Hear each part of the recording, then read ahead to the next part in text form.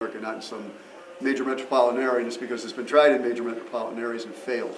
And we are the real deal now. We've been accepted by the press and the fans, and we're in the process of getting a little bit bigger with that pavilion you saw when you came in. That's where our annual induction weekend takes place, the first weekend of every June.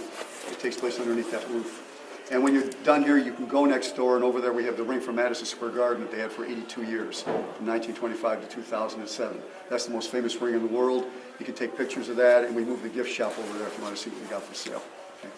Now, the Village of Canastota itself was incorporated back in the late 1800s, and the famous Erie Canal that ran between New York City and Buffalo ran through the center of town, and the boatmen, to amuse themselves when they would get off the boats, would set up a ring in the center of town and stage bare-knuckle boxing matches.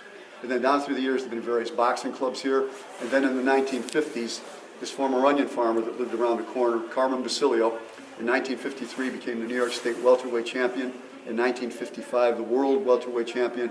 And in 1957, in one of the great fights of all time, Carmen beat Sugar Ray Robinson for the middleweight crown at Yankee Stadium. And Carmen passed away about 2 years ago out in Rochester, New York, at the age of 85 from complications from pneumonia. So he's sorely missed around here because he was such a big part of the community.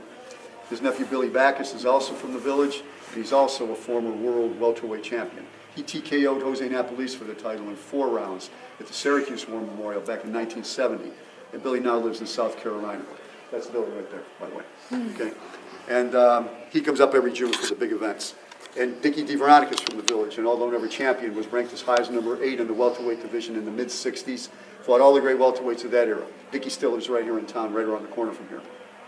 And Tony Graziano runs the restaurant and motel that's kitty corner from here. He's been in boxing for 65 years. He's been a trainer, he was Billy's manager, and a promoter of a lot of New York State fights. And if you're ever in the restaurant when he's there, he's got thousands of great boxing stories to tell. And at the age of 94, he still promotes boxing cards in Syracuse. He's still sharp as a tack. Okay, we opened in June of 1989. This is a picture of the ribbon cutting.